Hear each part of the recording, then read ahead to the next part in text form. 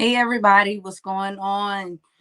Super excited to have you guys here tonight. Welcome to Journey with Alonda E.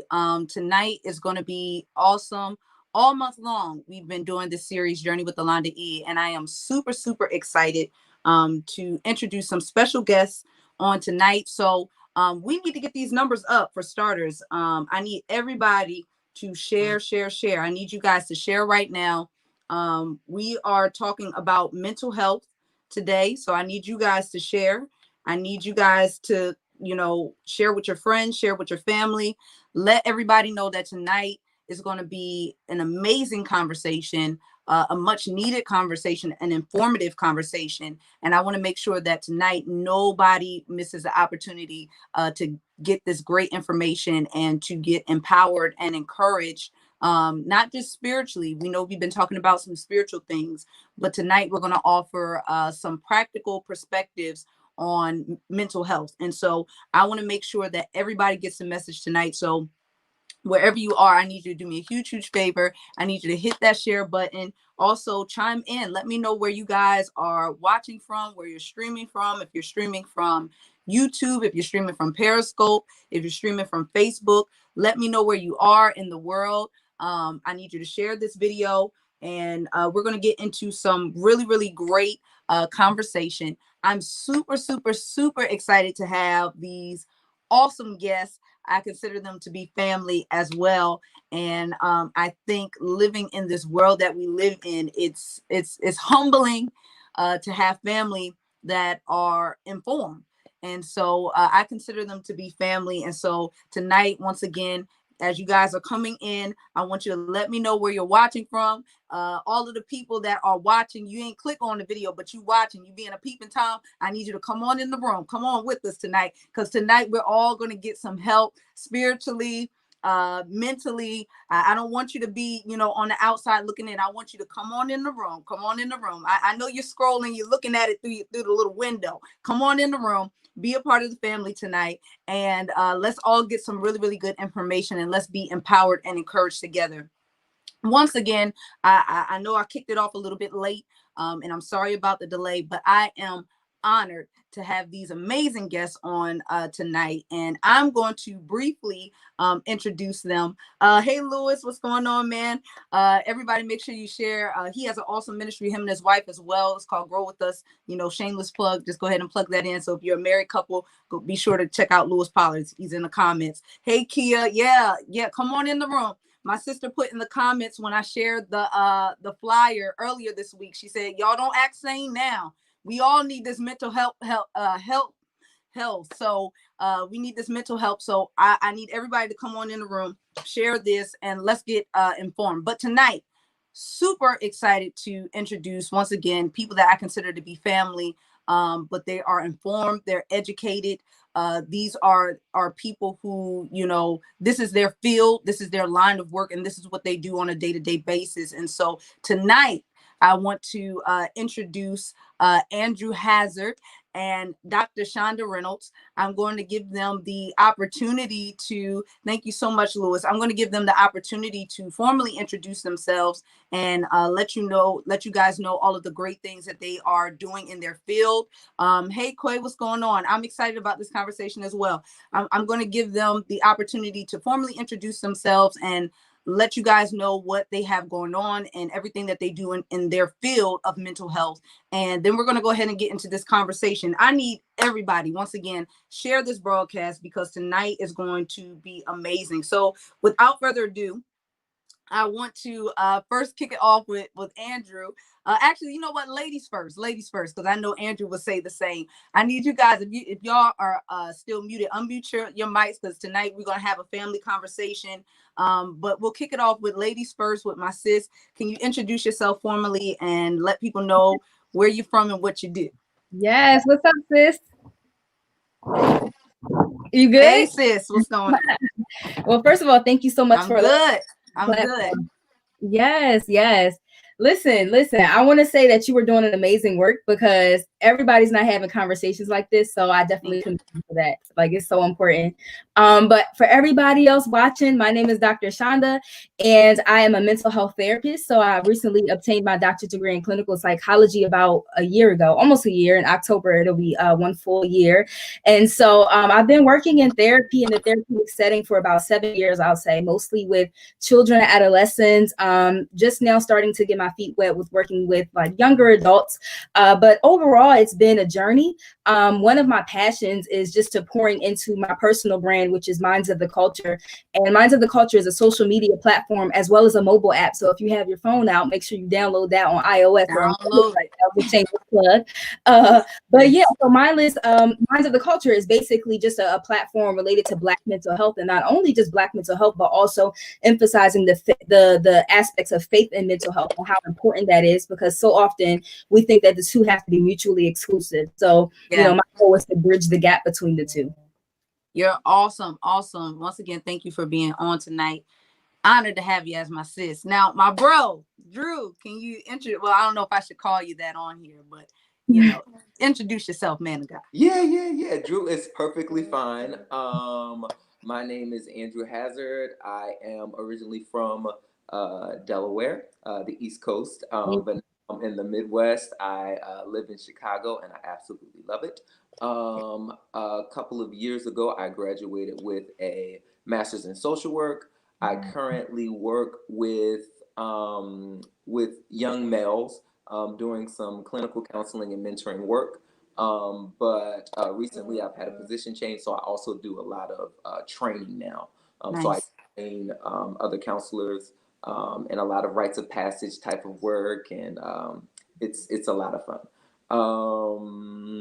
I'm trying to think, is there anything? I've worked with a lot of different populations. So I've done very small children, I've done developmental disabilities, I've worked with alcohol addiction. So I've had some experience with adults, and then I've had tons of experience with adolescents. So yeah. Which is key, I think that's so huge, especially in the world that we're living in today. Kids are exposed to so much more, or people are exposed to so much more at a younger age. And then by the time they become adults, I really don't even think people seek out the help. So once again, first of all, thank you both for all that you do in the field, and especially with helping us. And when I say us, I mean us as people of color, because yes, us, because sometimes it's so taboo, even for a lot of African Americans to discuss mental health. So once again, I want you guys to share this tonight. Is going to be very informative and awesome. So let's go ahead and get into it. As you guys already know, I start off every Journey with Alonda E segment with 3 true or false questions. And so we're going to go ahead and get started with the first true or false question. I never let my guests come on and they never know what questions that I'm going to ask, but I always start off the true false to get the real opinions. And so let's kick it off. So Chanda and Drew, true or false? African Americans do not need therapy. We don't need it. True or false? And give me your opinion as to why or why not. That is 110% false. So there is such a stigma in the Black community, well, almost every community, about mental health and therapy, especially in the Black community, because historically, there's a sense of cultural mistrust, right? So we're not more prone to go seek therapy and, demonstrate those help-seeking behaviors because of so many years of us being misdiagnosed and people not understanding our symptoms and things of that nature, which has inhibited our willingness to actually seek it out. But that doesn't mean that we don't need it. So I love the fact that we're going to have these conversations now, but we absolutely need it, and it's so necessary. That's good. Drew, you want to chime in? African Americans, we don't need therapy. I'm with Dr. Chanda. We definitely do. The unfortunate fact is that due to a lot of the different factors of our lives, we end up needing therapy more than the average person. A lot of times, we are more highly likely to experience some type of adverse childhood experience, some type of trauma, some type of experience in life, even as adults, due to racism, due to classism, poverty, etc., that would cause somebody to need to process through those experiences to be able to healthily get a perspective of themselves and perspective of the world that is not toxic, bitter, unforgiving, or one that just does not help them balance their family, their work, their spirituality, etc. And that's a whole nother thing, because I think it is a lot of Black spirituality, specifically Black church, get into it. not necessarily push the whole thing about therapy. I am to attend a church that does, but there are a lot of churches who tell you that you just need to pray about it, and that if you're depressed, you just pray the depression away. Or even, I grew up in a very Pentecostal expression, and so they tell you, for the spirit of heaviness, put on the garment of praise. Yes, sir. And so put on the garment. And while I love dancing, and while I love praying, and while I love all forms of spirituality, there is a benefit, a strong benefit to going to therapy, to talking to a therapist. And I'm not downplaying the impact of spirituality. There's tons of research that the spirituality with therapy helps you to. We're gonna get into that, Drew. We're gonna get into that. You need the spirituality and the therapy. So yes. That is so good. And when I tell you we're gonna deep dive into that. That's coming up in the question. This is just a true false, but already this is really, really good, because I think people need to have an awareness of that you can have both. And as Chanda stated earlier, it doesn't have to be mutually exclusive. Like, you need spirituality, and if necessary, take your meds or do what you have to do to be right. And but we're gonna get into that a little bit later. Let's go to the next true false question. Let's get into it, because so far this has already been good. So, true or false, all mental illness is hereditary? Is it true that all mental illness comes or is passed down, or can people get mental illness in other ways? True or false? Who's going first? It don't matter. I'll go first on this one. So I will say it is false. There is an approach to there's approach to psychology and mental health that is called the biopsychosocial spiritual approach. It's a model that is fairly recent. We've switched over from the medical model maybe within the last 100 years. And so with that model, it takes into consideration the biological factors that impact your mental health or mental illness, the psychological factors that impact it, the social factors that impact it, the spiritual factors that impact it. There is no one thing that is responsible only for mental wealth or mental illness. There are several things. There are multiple things. That's good. Which is why it's important to have a therapist who understands the multiple things that go into it. That's really, really good. That's a great response. Dr. Sean, do you want to chime in on this? Yeah. I call her Dr. Benny Jr., y'all, because she got this is Benny Jr. I didn't know. She's coming forth with the healing. Go ahead. What's your response? All mental illness is hereditary. My goodness. So Alonda, I just want you to know, every time I listen to my Benny Hinn album, I think of you, because you call me Dr. Benny Jr. Holy Spirit. Now that's healing. Listen, that does it. Go ahead. I can't. Okay. But yeah. So you definitely summed it up so well. So it's absolutely false. It doesn't necessarily have to be one specific thing. Although we know, like, based on research, that some diagnoses, you can have a biological predisposition. It can be hereditary. It can be passed down. Are some things that can be acquired. Like, some people may not have a biological predisposition to anxiety, such as like their parents transmitted to them. However, they might go through situational things at work or situational things at school or church or whatever that might exacerbate some of those symptoms. So it's really important, like you were saying, Andrew, that, we take into account all the different aspects that can be contributing to our understanding of where the etiology of the diagnosis came from. So that's good. So we all have an awareness that all mental illness is not hereditary. So it can be hereditary, but all mental illness is not necessarily passed down from one person through a generation and through a bloodline per se. Right. That's really good. And I think a lot of people need to know that, because again, people can be ill-informed or ignorant and not know that and make an assumption that, all mental illness is passed down, or that doesn't run in my bloodline. I don't have to deal with that. I don't deal with depression because my grandmom didn't deal with depression. She was a strong Black woman. So I think it's important to make sure that we're informed that there can be situations that can bring up mental illness. That's really, really good. Let's go into the last true false, but I want to give a precursor, because if you're like me, you have heard this statement. I need everybody to share this, because this is informative. This is information that we're giving out for free, and it's necessary information. So share this. But almost everybody, and Drew and Chanda, I want y'all to let me know if you've heard this statement ever mentioned in your household, and make sure you guys are liking this as well and loving it. Don't just watch. Make sure you give me the thumbs up if y'all have heard this statement. In the comments, give me some likes and give me some hearts, because most of my audience is African Americans, and I believe almost every African American has heard this statement before. And I want to know if it's true or if it's false. Chanda and Drew, what happens in this house stays in this house. If y'all have heard that before, like, comment, let me know in the comments. Have you guys heard that statement before?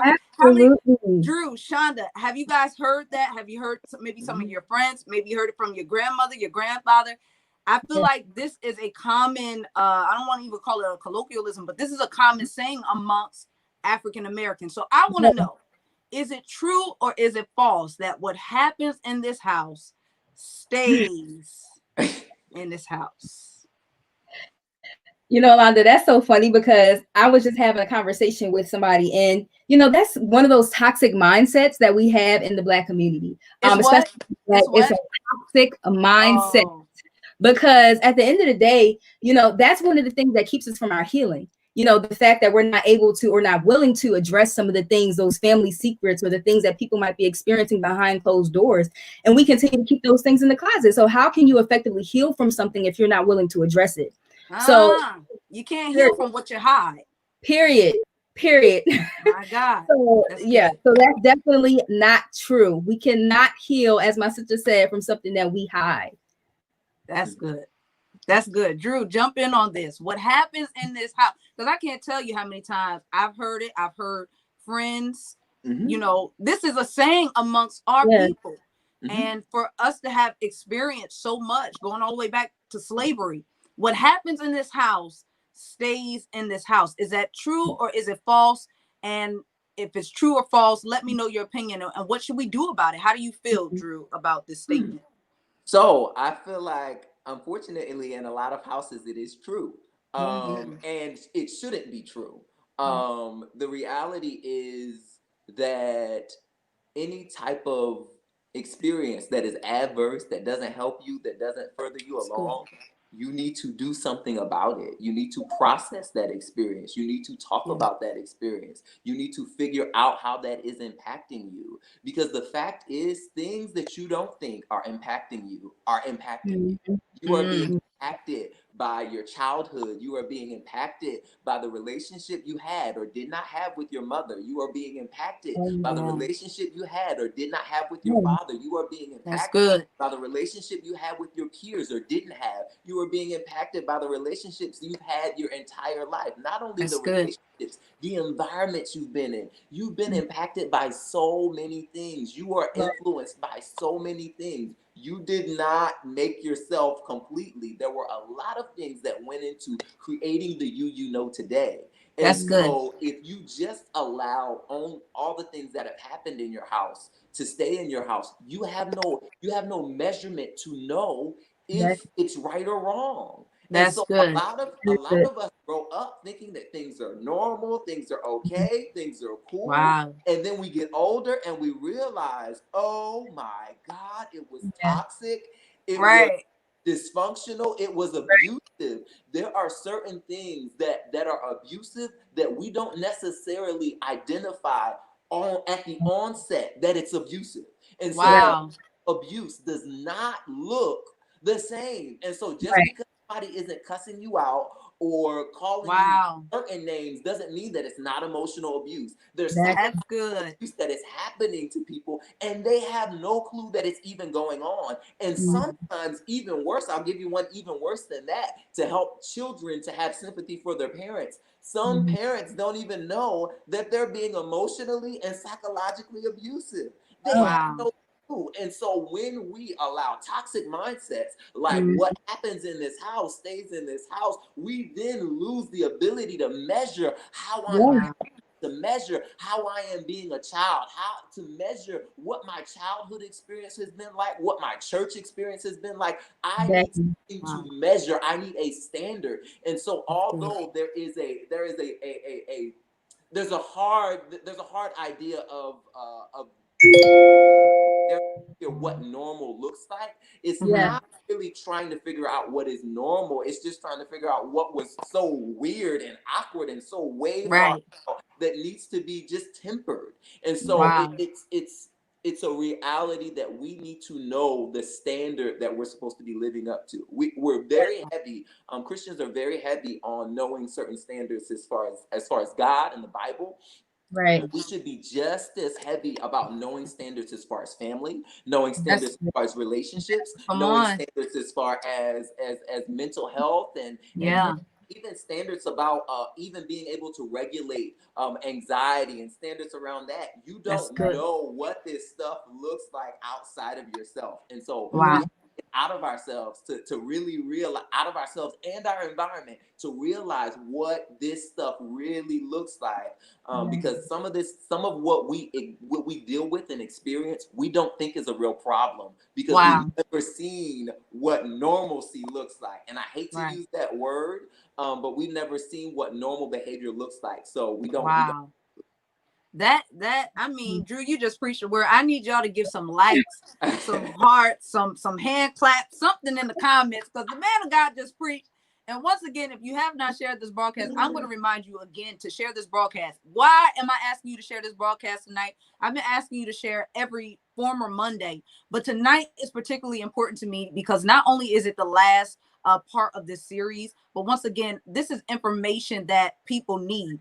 And when I tell you, I feel a sense of deliverance. I know it's not the formal way. I know it ain't no altar call. We ain't got no oil to lay on you tonight. But if you would just adhere to what's being said, I Yes. promise you, there's such liberation and freedom for you tonight. So I need everybody to really, really share this, like this, because tonight Drew and Chanda are already dropping gems, and we're just at the brink of this conversation. So what happens in this house don't need to stay in this house if it's No. causing a dent and a damage to your mental and emotional health. That's basically what has been said so far. So let's really get into some of these questions. The next question that I have for you guys is, can you give me some common signs of mental illness? And I want to kind of precursor this question with talking about, I believe it was Robin Williams, who had committed suicide,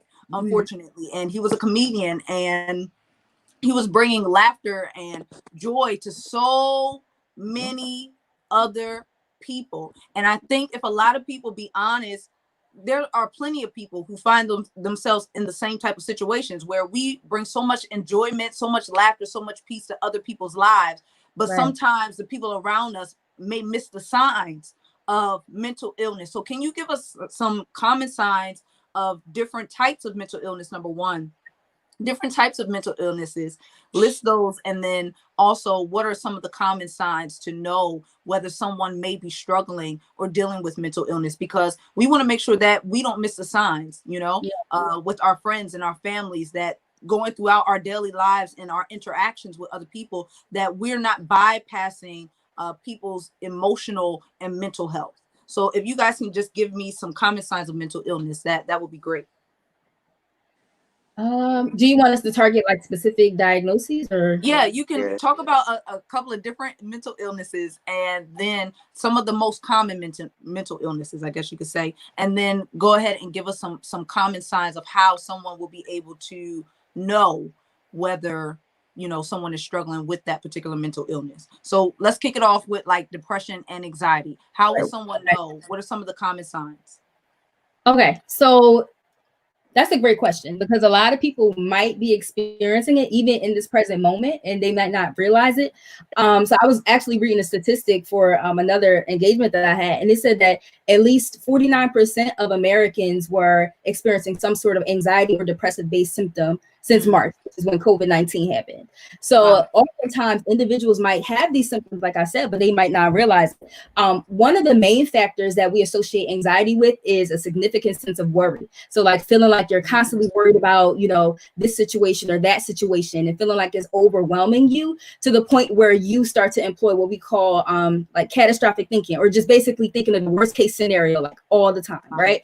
Yeah. And so with any diagnosis, you know, we call it a diagnosis or a mental health concern when it's deviating from normalcy or deviating from your daily functioning, right? So basically, if I'm worrying so much to the point where it's impacting me at school, or it's impacting me at work, or it's impacting me with my children, it's impacting me in all these various domains. And that's the main way that we can tell, like, if it's like something of clinical concern. Yeah. And so another way one of the requirements that we often look at is just sleep, especially with anxiety. So looking at how that can impact you. Are you sleeping more? Are you sleeping less? You know, what are some of the factors that are contributing to this thing? Also appetite. So like, is your appetite increasing? Is it decreasing? So it's so many different things that we can talk about here about like specific diagnoses, but in a nutshell, like anxiety and depression, I would say, you know, sleep, is it impacting your daily functioning? Yeah, those are the main things I can think of.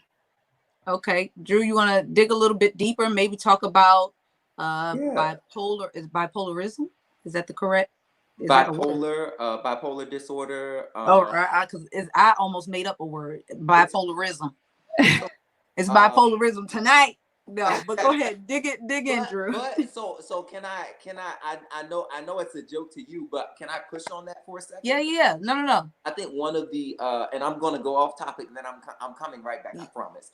All right. One of the things, not only just within, I don't think it's present within Black culture, but it's present within millennial culture, is the idea of naming a behavior by a mental health diagnosis. And so if I am a person who can be moody, I automatically assume that I'm bipolar. Or that's good. You know, if I sometimes, you know, feel like I'm hearing a voice or something like that, I automatically assume that I'm schizophrenic. Or we can make up these understandings of these real life diagnoses, and start using them in conversation. Like, I'm sad today, and so I'm automatically depressed. And sadness, major depressive disorder are not the same thing. Sadness and dysthymia are not the same thing. There are major differences, and there are specific things that we're looking for to address and to identify the difference between just being sad on one day and being sad on a continual basis in a way that it's inhibiting everything that I do. And so that. And so then when we're talking about any of the disorders, something else to consider is the social spectrum. You know, where are you socially? Do you want to engage with people anymore? Do you want to do those things that you used to find pleasure in? You know, you used to sing all the time, and now you don't sing anymore. It's those kind of things that we could probably like not even see. So like a person is really passionate about this. They love doing it. They're doing it every day. They're doing it all the time. And then out of nowhere, they just drop off doing it.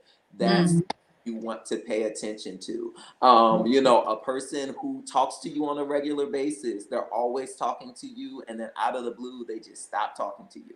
Now, granted, in the cutoff culture, it's very possible that they just got upset with you and stopped talking to you. Oh, it's possible. Which is a toxic thing, and we can talk about that another time. Right.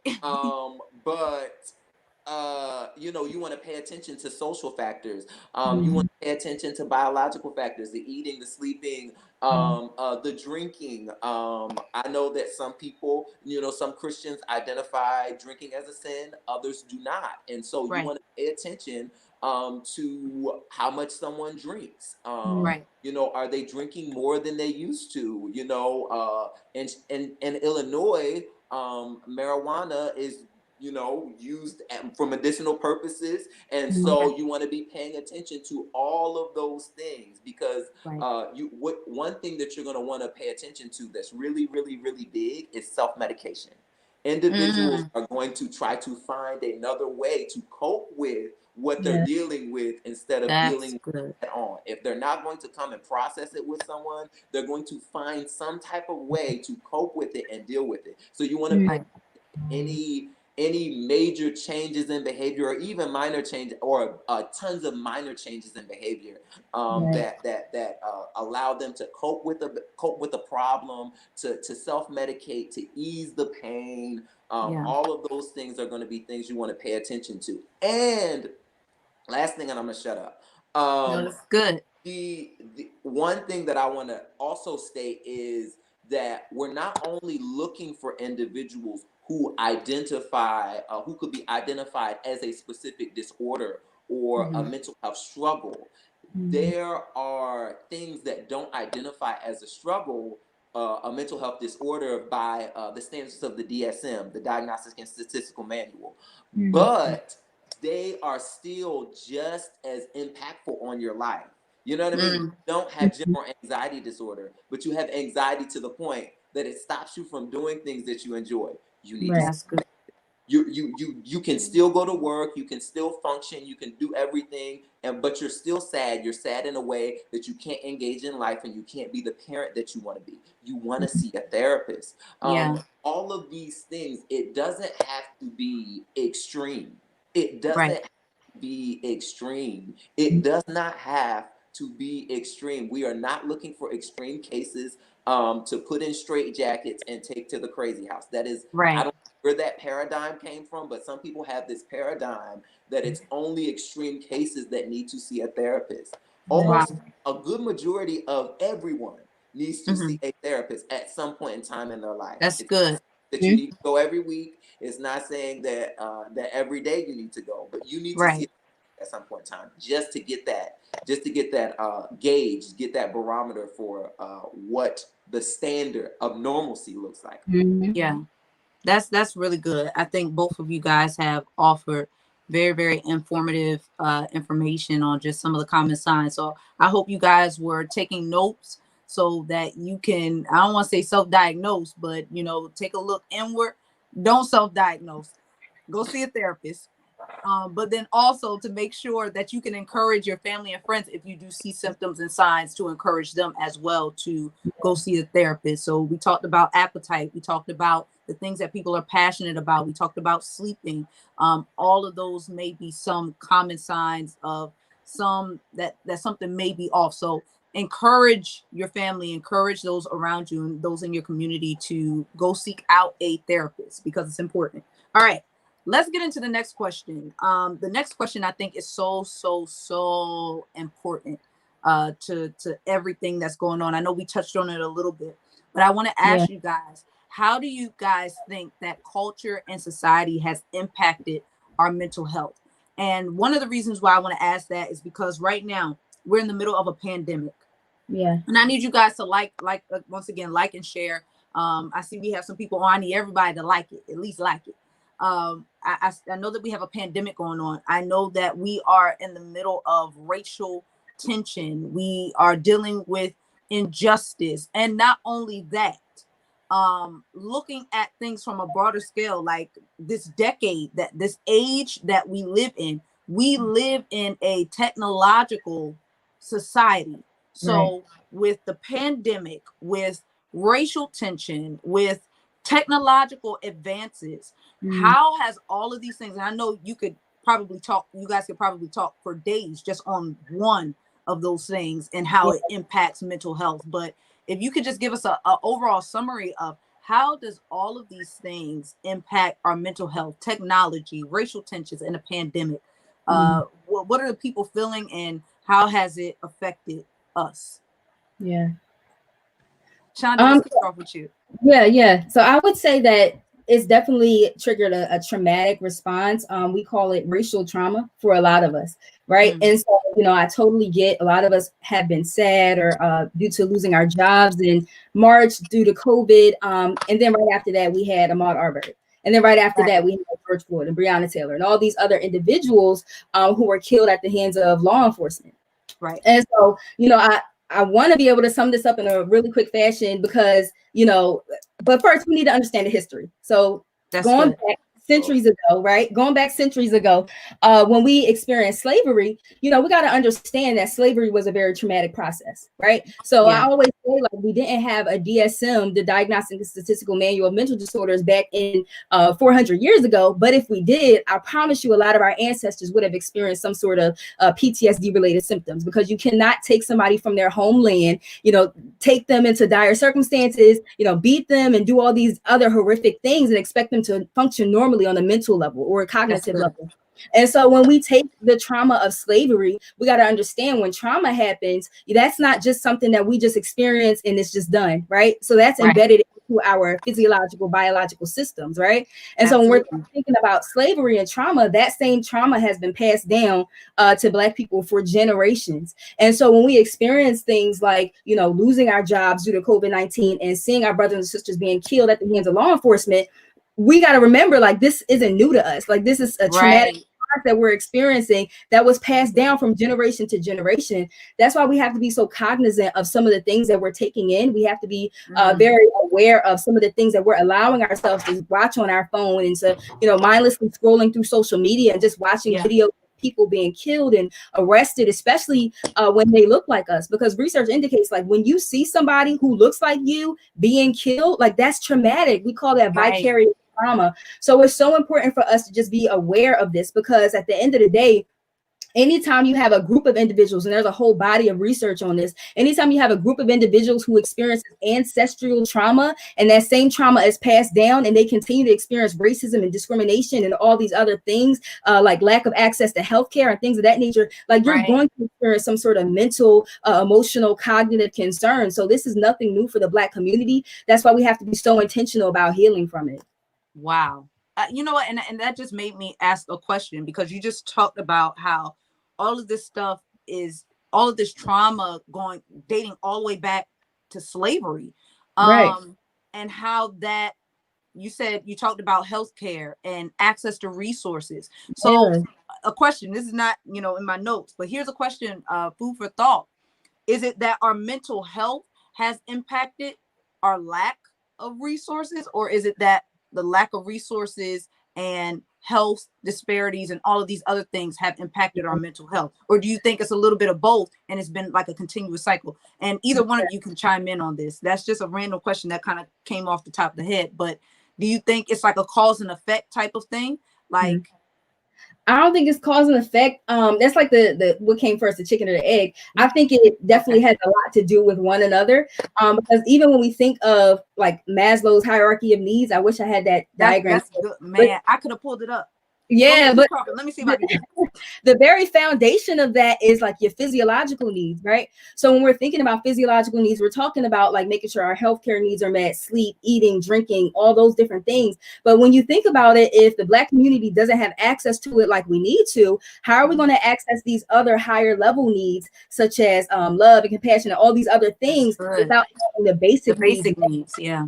So it's so important for us to just realize that. And I think it's a reciprocal type of thing. I don't know if it's cause and effect, But yeah. That's really really good. Drew, jump in here. How has culture and society, Chanda? I may have to come back and post the Hazel hierarchy of needs a little bit later. I did take a psychology class in college, y'all, so I Yes. know a little bit, not a whole lot, but I know a little bit. Drew, how would you say, society and culture has impacted our mental health? Once again, dealing with pandemic, social and racial injustice, and also technology, living in a technological world. How has this impacted us? So I'm going to focus on the pandemic and the technological thing. Good. I'm waiting for this. So let's go, since we're on the subject of social injustice, let's go to the side of the digital divide. Because one of the things that we don't realize, and it's something that that civil rights activists have been paying attention to for years. I remember about 4 years ago, I went to a conference and Jesse Jackson was talking about it, the digital divide, and it was the first time I heard of it. But now it is so evident. It is so extremely evident in an age where kids have to sit in front of a computer in order to learn. Here in Chicago, we had last year, there were certain places within the city where people were still trying to distribute items so that kids could get on school and be able to learn at the end of the year. And so the pandemic and all of these things, along with kids having to learn when their grandparents have passed away from COVID, kids having to learn when their grandparents have passed away from just being older, and some of the ailments that come along with that, having to do with their parents or grandparents or someone struggling with COVID and worrying and wondering about whether they're going to make it through.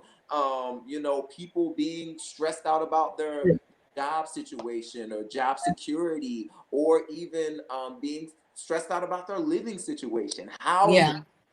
All of these things are impacting people, on top of the fact that they're on Facebook looking at memes that talk about 2020 Talk and about it. follow the 2020 hashtag, which I don't. I can only imagine what all is on there, as far as just negativity, plain negativity.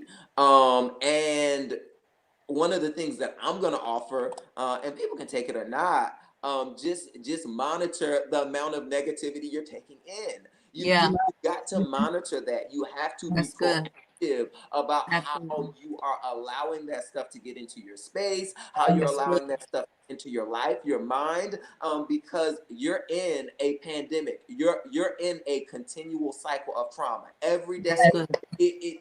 It's a traumatic situation. So when you get up and you turn the TV on, or you get on Facebook and you look at the news or the most recent thing that has happened, you're going to see something traumatic. You need to find something to take care of yourself. And I know I'm getting into an answer, so let me go back. And so when you're talking about all of these different different things like the pandemic, I mean, I've experienced certain things from the pandemic. My father was sick, so it's like all these different portions. One of the things that I also want to express is the idea of compound grief and the idea of compound and complex loss.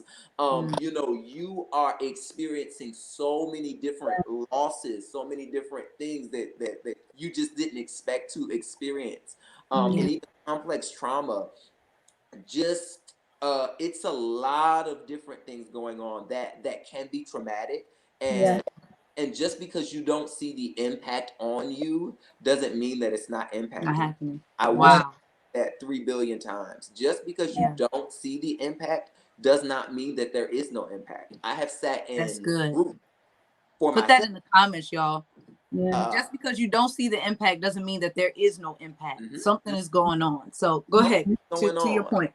I've sat in groups for myself, for my own mental health, and sat there and talked, and I was checking in, and I'm like, oh, that's there. I didn't even know that was going on for me. I didn't even know I was about that. I didn't even know. So it's even the opportunity, the chance, the moment in friendships, the moment in relationships to just express what's going on and to be honest about what's happening. What am I thinking about? What is going on in my life? What am I thinking about the pandemic? Am I stressed? Am I worried? Am I depressed? Am I sad? Am I happy? Are things working out for me? Am I in mixed emotions? Because some people are actually not doing too bad. Some people have gotten promoted and had different things happen in their life during a pandemic. Oh yes. And the other side of that is, how do I live with me getting a promotion and my friend losing their job in the same time? Like, and that and how do I deal with my desire to be celebrated by my friend who doesn't have the capacity to even celebrate me at this time?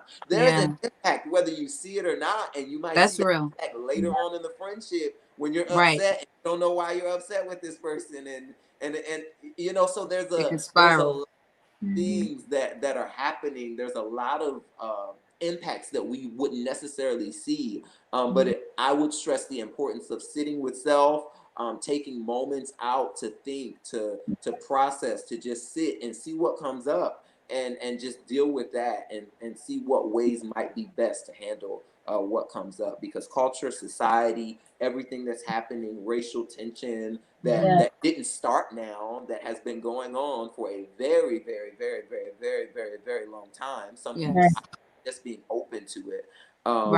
And so there's a lot of stuff, and I'm gonna stop talking. No.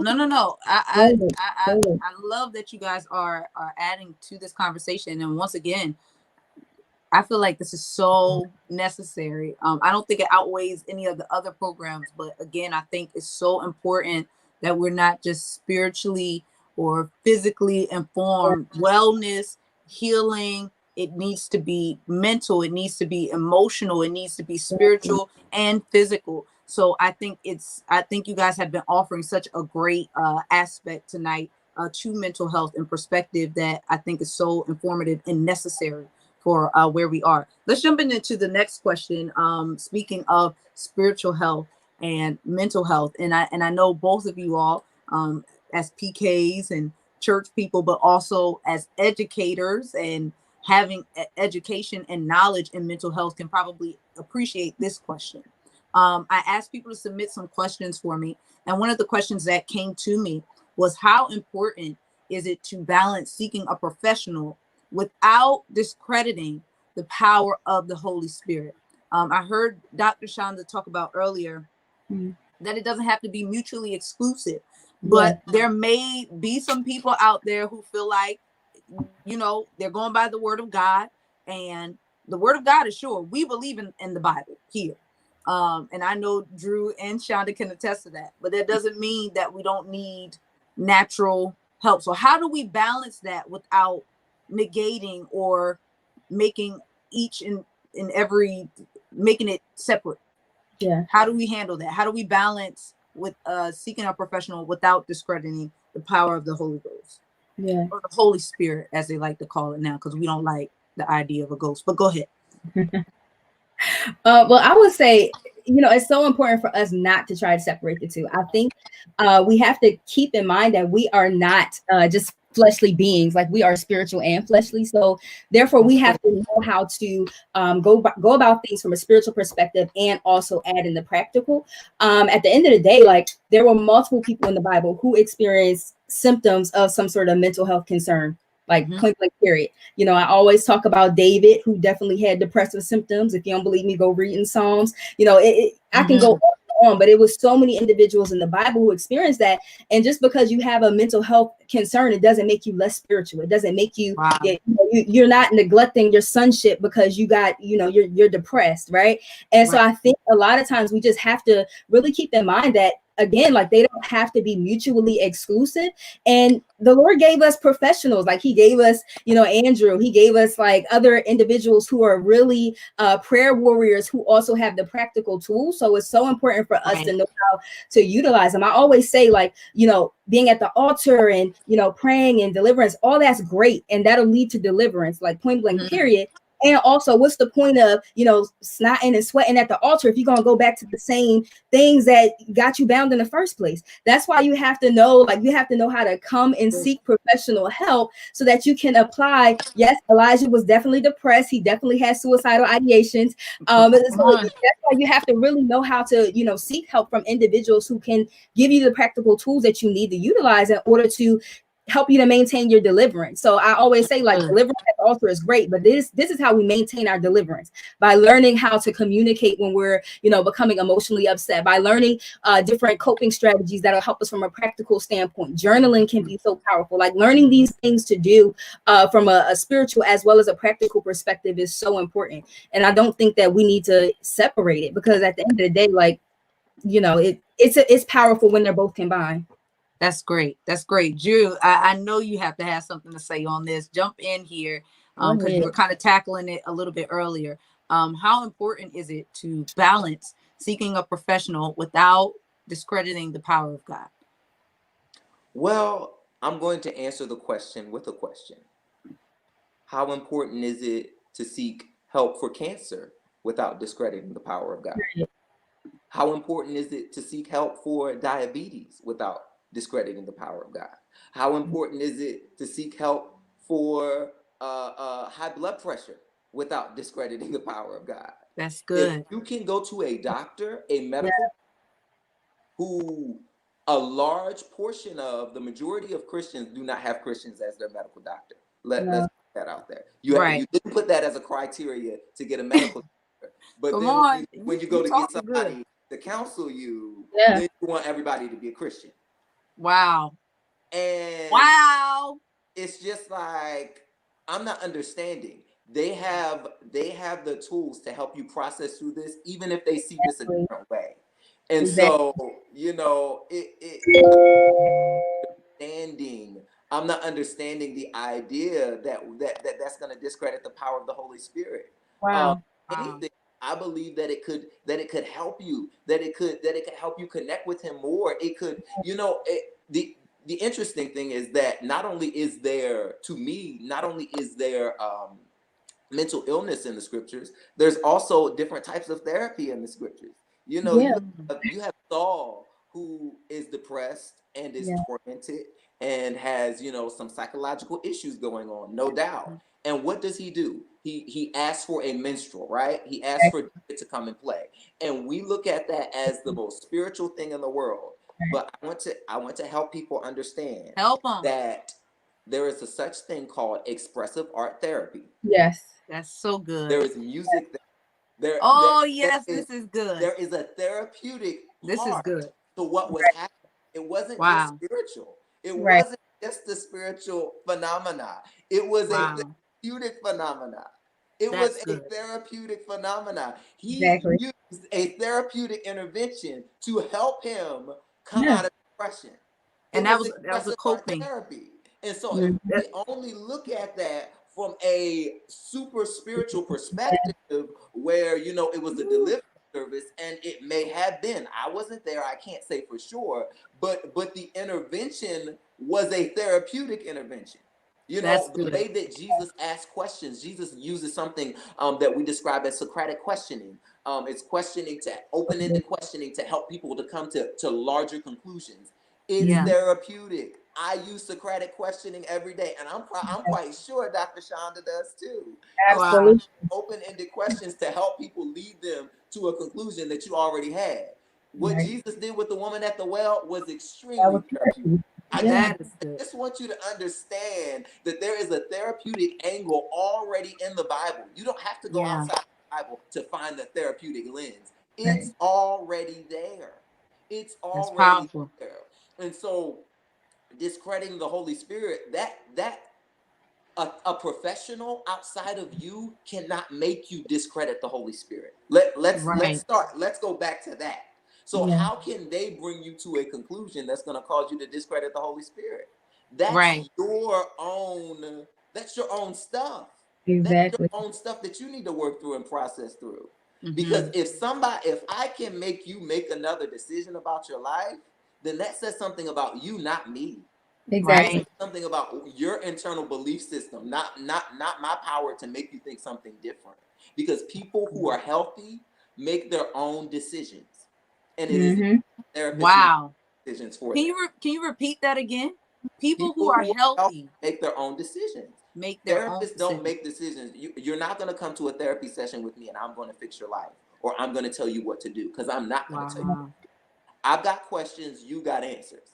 I know how to work That's good. processes. I know how to work interventions, but Mm-hmm. I am not the expert on your experience. You are. Right. So you're going Wow. to do the work to come to your conclusions about your life. It's not my job.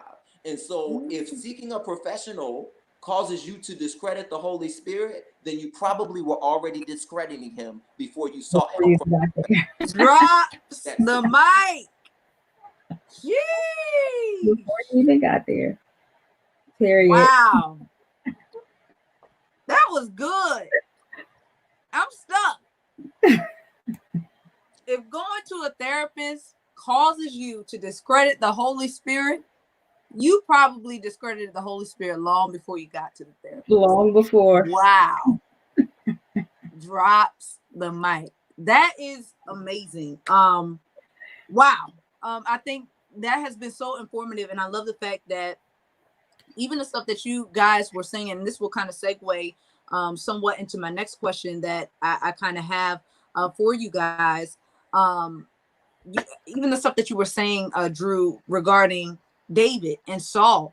I know one of the things that I personally do as an outlet is music is my thing. I will take a long drive and I'll blast music. And music has always been somewhat of a therapy to me. So for you to even point that out scripturally, it's like, you know what, you got the spirit, man. The guy you came on here to preach tonight. But No, I no, did not. really, I think that's some things that we need to know. Is, as Dr. Chanda talked about it a little bit earlier, we need to know some practical ways and some coping methods. So that's one of my next questions that I kind of have for you guys. Like, what are some practical ways to deal with depression and anxiety or any mental illness? What are some healthy ways of coping? Because we kind of tapped on it a little bit earlier that when someone may show signs or warning signs of mental illness, that people will find a way to cope. How they cope is completely up to them, but I'm pretty sure that there are some ways of coping in a healthy way and some ways of that lead people to cope in ways that are toxic to their mental and emotional health. So can you guys kind of give us some practical ways to cope and deal with maybe anxiety and depression and some other mental illnesses? Where do we start? So many. Okay, so I will say, because I am the type of therapist, I focus more so on thinking patterns and the way people think, and how, the way you think, the Bible says, as a man thinketh, so is he, right? So the way in which you think can definitely impact your mood. So if you're thinking I'm a failure, I'm a loser, or I'm just a messed up person, then that's going to impact your mood. That's going to impact your mental health. And so for a lot of times with my clients, I encourage them to write down their negative thoughts, right? And so the premise is that when we write down our negative thoughts, first we're in the realm of identifying them, because a lot of times we might have a thought that pops into our head and we think like, oh, that's true, that's 100% valid. Every thought that comes to your head isn't always true. So it's so important to be able to get cast down those idle imagination. Come yes. on, it's Bible for it too. But go ahead, go. No, it really is. Practical and spiritual. This is a biblical concept. Like, this is not nothing new. I think therapists just try to claim it as something new, but it's definitely in the Bible. But I always tell my clients, like, you got to get in the habit of identifying some of those negative thoughts that you're having. And once you get in the practice of identifying them, then you want to start challenging them, right? And so challenging them, basically taking the negative thought and replacing it with something that's realistic. And for my, clients who do endorse being a Christian, who believe in Jesus Christ, I tell them, like, replace that negative thought with something that the Bible says that you are. So instead of thinking that you're a failure, what does the word of God say about you? The Bible says that you're the head and not the tail, right? So, how can you replace that negative thought with something that is productive, that's adaptive, and that can be helpful in that moment? So that's one of the main strategies that I encourage my clients to do, like really taking the thoughts, changing them around into something that's more positive and spiritually based. Also, let's not forget about the importance of exercise. So, I always tell my clients, like, exercise it's one of those simple things that we don't really think about, but we don't realize how biologically and physiologically it can improve us, right? And so when we exercise, when we're doing something rigorous, that can release endorphins, it releases dopamine, serotonin, norepinephrine, all those neurotransmitters in the brain. And so when we exercise, some have actually compared that to taking an antidepressant. I'm not saying don't take your medication, people of God, but I'm just saying that when you exercise, that can cause those happy hormones to be released in the brain, and you might ultimately experience symptom improvement. What else? I'll let you go, Andrew. That's really great information. Just, before he goes, like, I hope you guys are taking notes. Make sure that you're writing down your negative thoughts, that you're replacing it with something positive, or, if you're a Christian or believer, something scriptural. That's a great method. Yeah, that's really, really good. Drew, hop in here and give us some coping methods. So, on the end of anxiety, I'm going to explain my thought process about anxiety. This is my own personal thought process. So, here we go. Anxiety is a process where individuals have a lot of thought, content, worries, all of those things in a small area, their body, right? Okay. When you get that anxiety that's in your body outside of your body, through speaking it, through writing it, through doing something with it to release the energy out of your body, and I know that kind of sounds new agey, but just follow me for a second. Sounds real witchy. No, I'm messing. But it's literally, it's real. Emotions live in your body.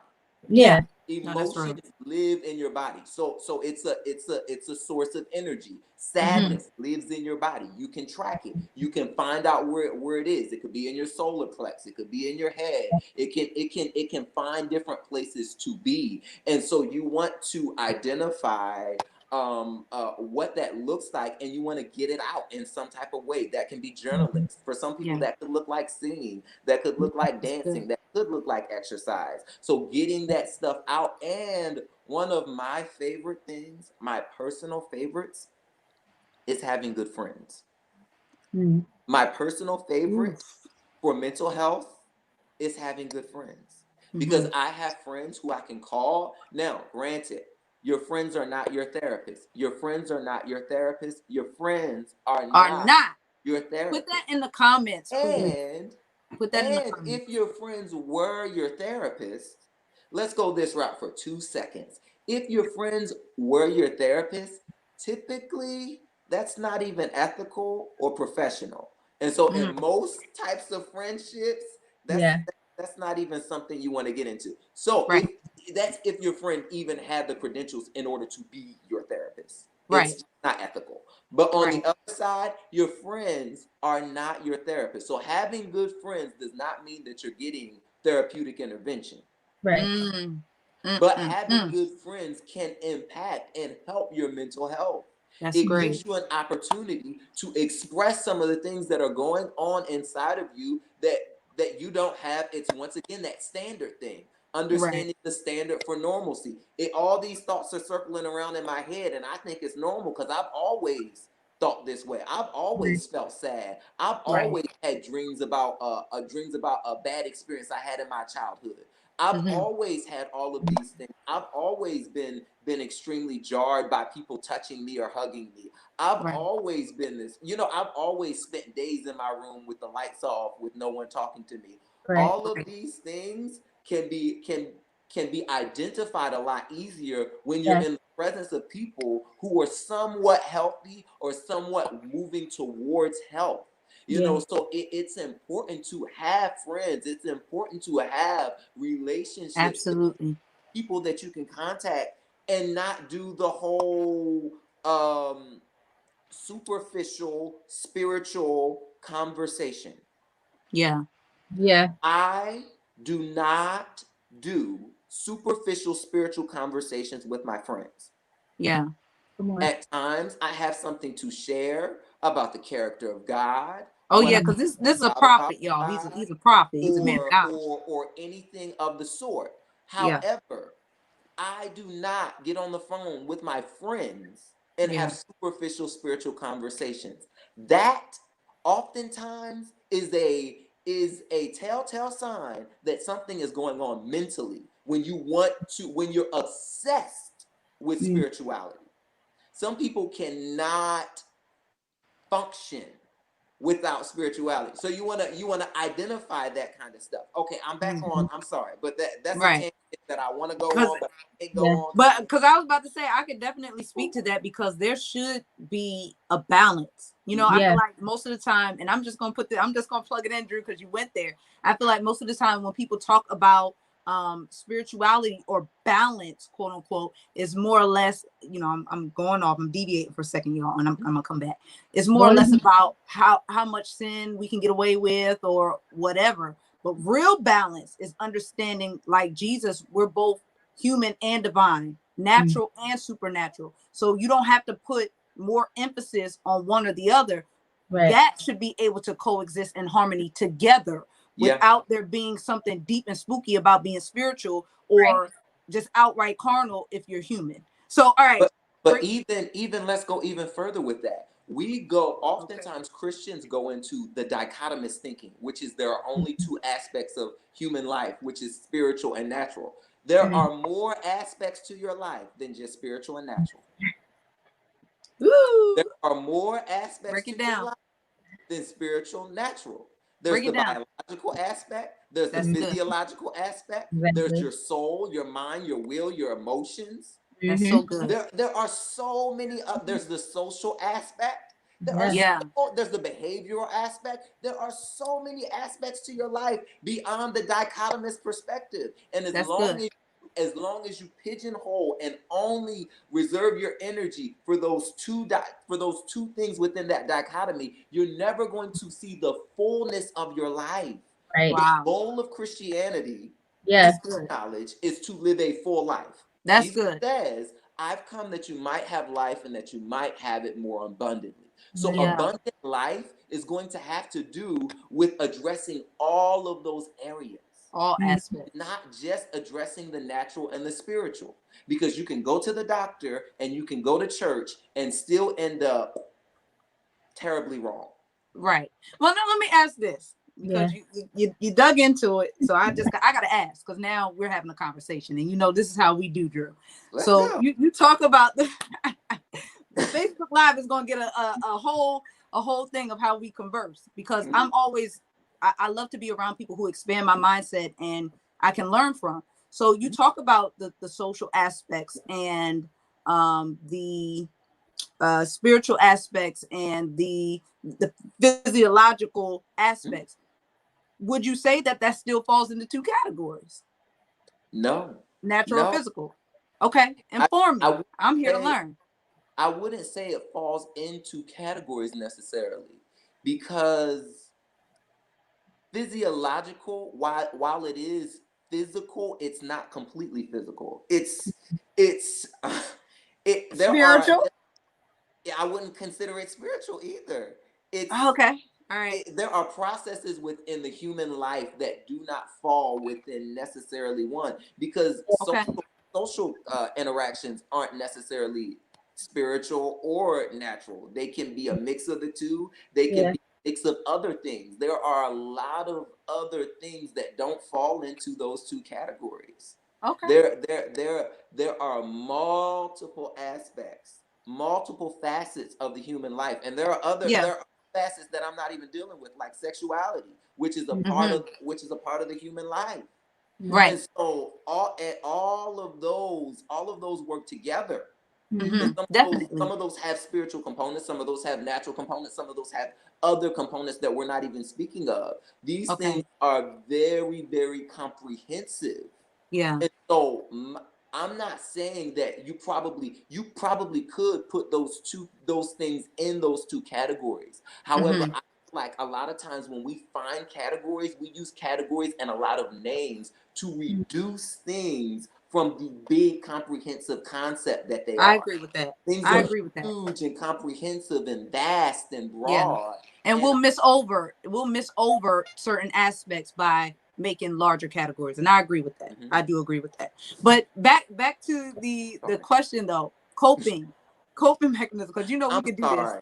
this. No. You know we could do Okay. this. So, But we on the live, so and I don't can want to keep you can I guys help too long. everybody with Yeah. a strong coping mechanism? This is my water bottle. I fill this up 3 times a day. One thing that's going to help a person who deals with anxiety specifically is drinking water and eating certain foods, which is something that most therapists will never talk about because it's not something that we're specifically trained in, to be honest and upfront and transparent. We're not necessarily trained in food and diet and all of those and nutrition. However, it does have an impact on your mental health. Yeah. If you're eating foods that are heavier and weigh you down and don't allow Pork exercise, chops and I'm chitlins. not I'm not calling any specific Oh food. yes, we love it. I'm just saying it's going to Ham hock. so one of the things another thing is neurobiological impacts, right? So there are what's called 2 brains in your body. There's the brain and then there's the gut, which is called the second brain. And so if your body isn't digesting things, and there are impacts of what you have eaten and how you feel within your body that impact your mood. And so if you haven't, I'm sorry, I saw a comment. But if you haven't drank water, if you haven't had a bowel movement in a long time, if you are constipated, it's going to have mood effects. It's going to have effects on your mood. And I'm not trying to be crude or have an appropriate conversation, but you need to drink water every day. Drink water. A lot of us, specifically millennials, we just don't even drink water. That's true. And so that's one thing that can help, drinking at least half, whatever your body weight is, at least drink half of your body weight in water every day, in ounces of water every day. That's something that's going to help you tremendously. Another thing, if you struggle with anxiety, there are certain foods that'll help you. Certain foods that'll help you digest your food better, like eating oatmeal in the morning, things like that. There are certain things that'll just help you tremendously. As far as on the eating spectrum, exercise is amazing. Talking is amazing. Finding a hobby. Find something you enjoy. Good. Find something you enjoy. And it doesn't have to be anything deep, but something that you can disconnect from all the stressors in your life. You have stress going on. You have stressors. There are things that are stressing you out, whether you are aware of them or not. And so, maybe that's watching a season of Insecure. Maybe that's I don't know what people are doing. I'm a little different. So I drink water and study for my licensure exam. That's it. Yeah. But there are certain shows that I watch on Hulu that I absolutely love, and I enjoy it the entire time. So finding something you enjoy, maybe that's biking, maybe that's going to the gym, but find something to do that doesn't have anything to do with work, church, or anything else that you just enjoy doing by yourself. I love it. I think that those are some great coping strategies, and I hope you guys were writing this down. Get good friends. Write down your negative thoughts. This is I remember this off the top of the hand, but get good friends. Talk it out, but your friends are not your therapist. Dr. Chanda said, write out your negative thoughts and transform them. Turn them into positive thoughts. Get some form of scripture or encouragement or empowerment. Flip it and change it. Drink your water. And I would add one, mind your business. Drink your water and mind your business. Because if you mind the business that's yours, you ain't got to worry about minding the business of nobody else. And that's just a great stress reliever right there. Just minding your own. Can I say about minding your business? I'm not a therapist, but I'm just no, and this isn't therapy. This is just this is comedic talk. 2 seconds. This is just talk. My grandmother gave me one of the best, most important pieces of advice I've ever gotten in my life. Are you ready for it? I'm ready. You take 6 months to mind your business, and you take those other 6 months and you leave other people's business alone. Wow. Year goes by so fast, you ain't even 2020 is already gone. 2021 is already here because we're in the second 6 months, and so I'm leaving other people's business alone. That's it. That's what I'm doing right now. And you know something else about minding your business? It's really good for a lot of different things. But I tell you what else it's good for. It's good for your dental. It's good for your teeth won't get knocked out by somebody else for minding their business. It'll help you out. It will help you out. You just need to just mind your business. Mind yours.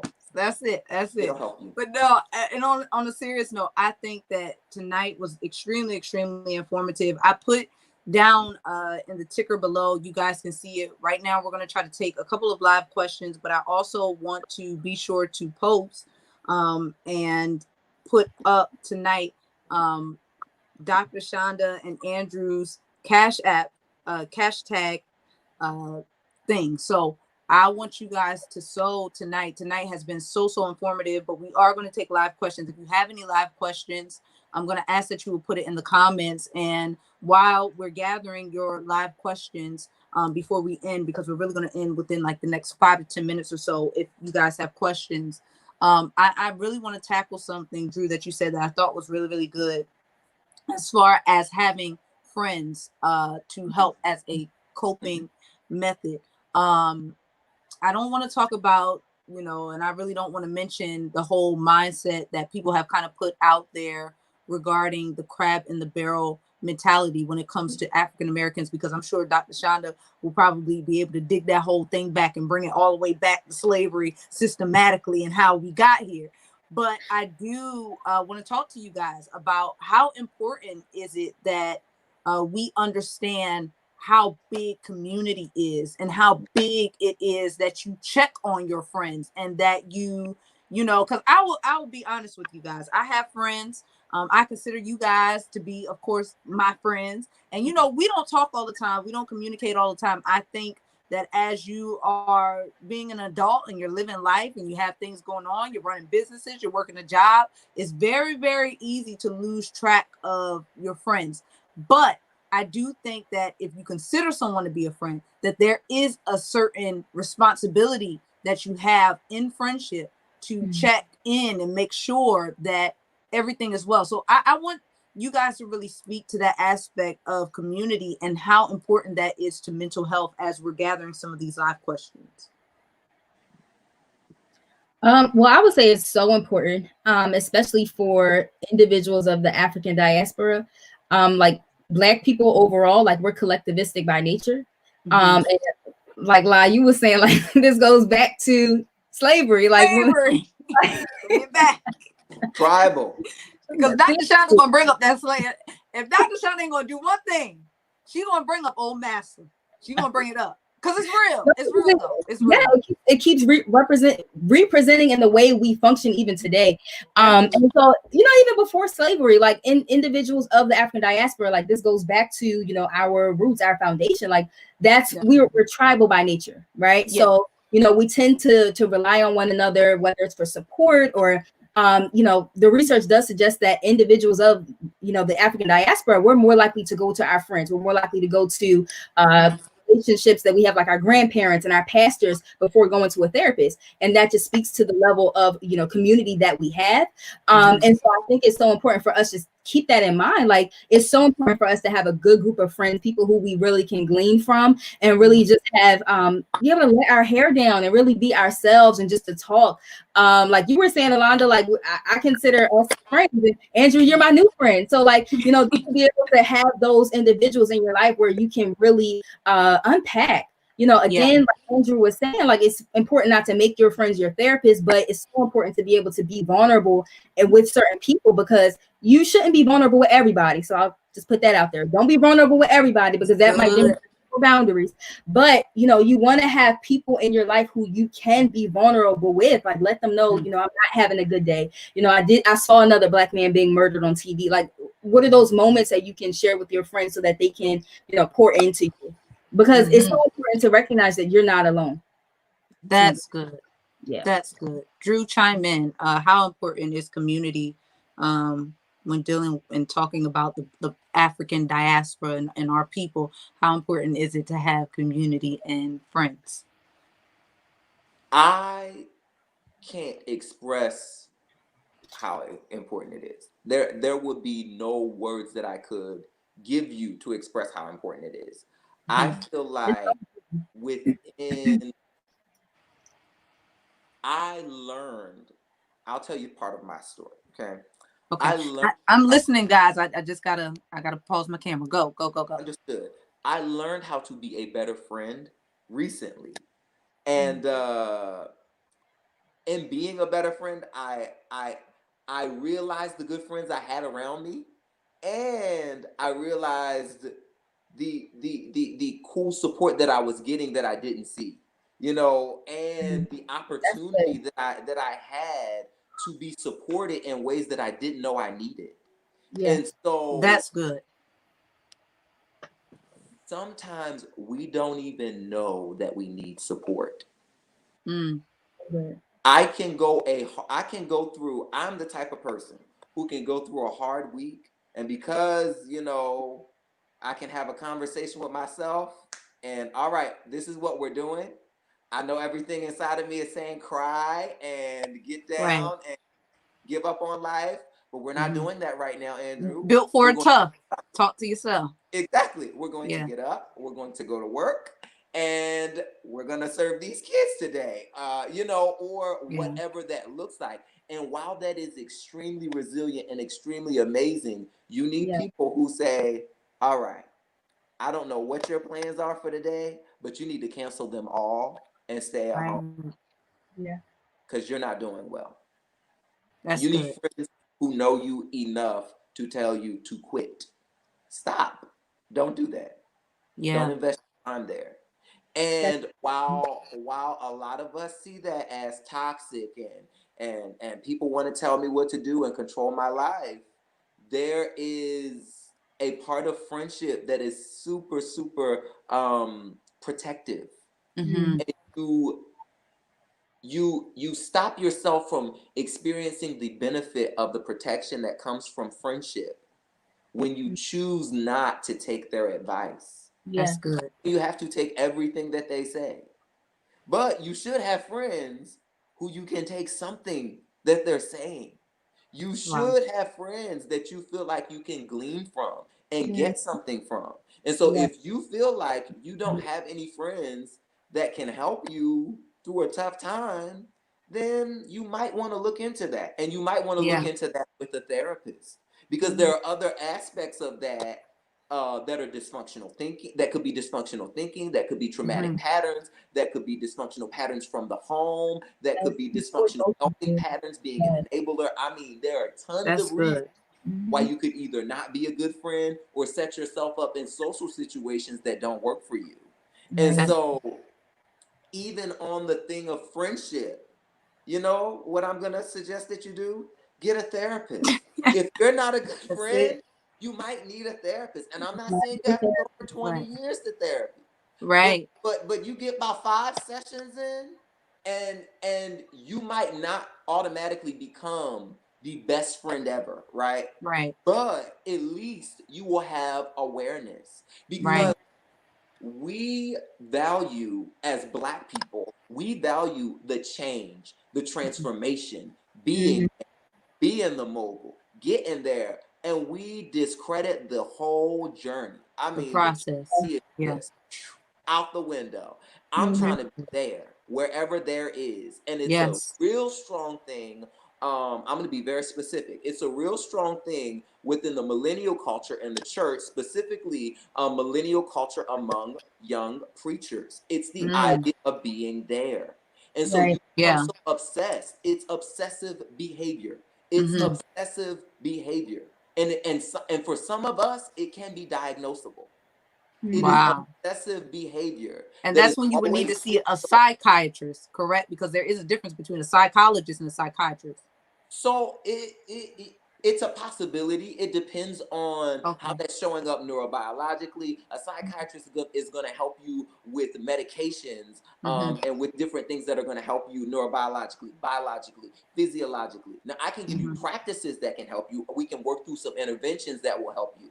But if your body is releasing certain hormones, certain chemicals, even certain neurotransmitters, it's not going to, there are certain things that I just don't have the ability to do. Right. We don't have therapeutic interventions for certain issues that show up neurobiologically. We haven't found them yet. Maybe in the future we will. But yeah, that's the major difference between seeing us. So you could have those obsessive thoughts and need to see a therapist, and you could have those obsessive thoughts and need to see a psychiatrist. I would still suggest to be on the safe side to go see a therapist first, and the therapist can lead you to recommend a you to go absolutely to, because logically speaking, most people wouldn't know this, but it's going to be a lot harder to see a psychiatrist than it is going to go and see a therapist. And while seeing a therapist and finding a therapist can be very, very difficult, you're still going to find a lot more ease in most cases seeing a therapist than going to see a psychiatrist. A therapist, a psychologist, a social worker, a licensed professional counselor. Yeah, and can I give this one tidbit for people? For sure. If you're looking to find a therapist, there is a site called Psychology Today that can help you find therapists in your area. So go to psychologytoday.com and you will be able to find therapists in your area, because I'm suggesting that you get therapists. And if you live in Chicago, I just want to add, Dr. Chanda has an app called Minds of the Culture with a whole directory of psychology. So I would go to Psychology Today after you find your psychologist on Minds of the Culture app. All right, go to Minds of the Culture app first. First. Go to Minds of the Culture app first. Right. But yeah, Psychology Today too. There are because there are so many therapists in the world. Yeah. And I understand. I'm going to address something else in selecting a therapist, and I don't want to monopolize time, but I just do want to get this out. You may have specific criteria in wanting to get a therapist, right? You may want a therapist who you feel like can identify with you, and I get that, and there are ways that you can find that. But I also want to suggest being open to just get the help you need. Because you can have a 15-minute consultation call with the majority of therapists to see if it's a good fit. So ask for that. If you're in college, paying tuition, come close to the screen so that I can tell you this secret. If you're in college, your college, chances are, has a counseling center that you are paying to be able to go to. Yeah. You're paying for services and you're not getting them. When I tell you, that ticked me off when I found out Delaware State University had a counseling center that I could go to. When I tell you, I got so I'm trying to be appropriate. That's real. I was so upset. Right. I mean, there's a burning in my stomach right now when I think of therapy bills and the fact that I could have went to therapy in college. Are you serious? Because it's in the tuition. For free. No. Let's scratch that. I used to say it was for free. But the reality is that you are paying for it. Right. It's in that your tuition is allowing the counseling center to be open. You are paying for counseling, for counseling, and you're not getting it. That's good. To be upset about that. If there are any college students on the line tonight, I don't know how you or that'll go back and watch on Facebook Live or YouTube or wherever you are. If you're a college student, you should find out about your school's counseling center and try to get the therapy that you're paying for, because you're paying for it. That's really, really good. All right, we're going to tackle this one live question and then we're off here. So Pastor Mom asked a question and she said, is isolation or being withdrawn solely a sign of depression? Is isolation or being withdrawn solely a sign of depression? Or I'm guessing her question is, can it be signs of anything outside of depression? Isolation and being withdrawn. And can you more or less speak to that? And then after that, I'm going to ask that you guys would give us your information and ways to contact you all. So the question is isolation or being withdrawn solely a sign of depression? Yeah. I would say that's a really good question. And a lot of times it's hard to assess only because a lot of the diagnoses in the DSM, they kind of parallel one another. That's why we find like what we call high comorbidity rates, or like a high likelihood of two diagnoses occurring at the same time, like anxiety and depression, right? Mm-hmm. And it's a lot of times because the two symptoms overlap with one another. So it could be a sign of depression. It could be a sign of something else in a nutshell, but that's why it's so important to get assessed by your primary care physician, who might refer you to a therapist or find a therapist on one of the directories that we mentioned, so that they can like further assess what can be some other symptoms that are going on, as opposed to taking one thing, because we want to put it in context. Like, is it isolation and being withdrawn in addition to, you know, a decreased mood, not being interested in activity you were once interested in, and decreased ability to eat and appetite and things of that nature. So it's really important to understand the context of those things. Yep. That's good. Drew, you add? Her answer is the perfect answer. You Yeah. have to put those things in context. Any Yeah. symptom needs to be put in context to properly diagnose it. One thing that I'll add is another diagnosis that has the same phenomena, even probably sometimes stronger, is social anxiety. So if Yeah. someone has social anxiety, they're probably gonna withdraw. They're probably gonna isolate. You know, depending on what kind of traumatic experiences you've had. If you have adjustment disorder or PTSD, you might do the same thing. So there are different explanations for why someone may exhibit one symptom or one set of behaviors that does not necessarily lead to the same conclusion. That's great. That's great. I thank you guys again so much for being a part tonight. I think tonight was so informative, and I pray that anyone who was live or who catches the replay gets their deliverance, gets this information. You know, we don't want to call it deliverance because, you know, it might be too spiritual, but really that's what it is. It's setting us free from certain ideologies and mindsets and otherwise ignorance. And when I say ignorance, I mean that from a standpoint of things that we did not know. So I think, you know, both Dr. Chanda and Andrew for your professional, your educated experiences, and your information tonight. I think tonight was phenomenal, and I learned a lot.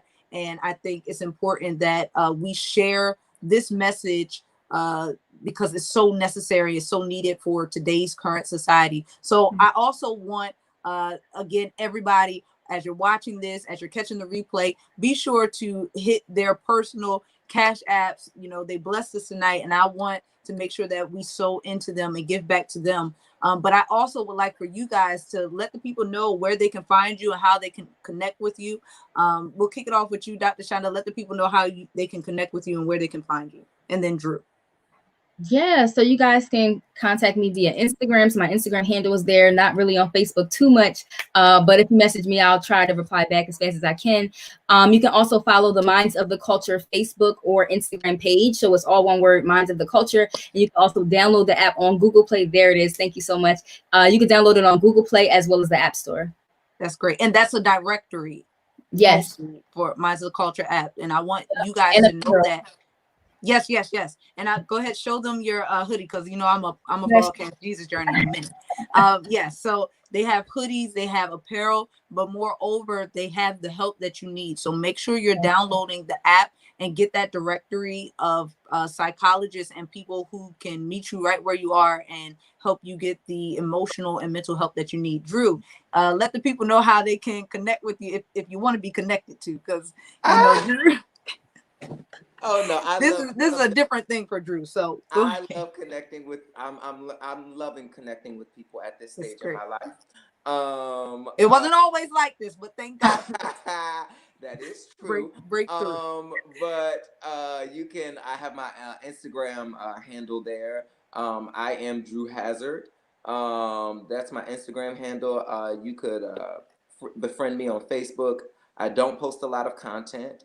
But follow those things, and in the future I'll be directing you towards something else to look at and to look out for. Amen. Well, I once again I am so grateful for everyone who was tuned in tonight, and for everyone who's going to catch the replay, whether it be on Facebook or Periscope, YouTube. I have thoroughly, this is our last segment of the Journey with Alonda E September series. We kicked it off, starting and talking about singleness and dating. Then we talked about the prophetic perspective. We talked about women in ministry, and tonight we wrapped it up talking about mental health. And so my prayer and my hope is that you guys left informed, empowered, both practically and spiritually. And I want you guys to connect with me.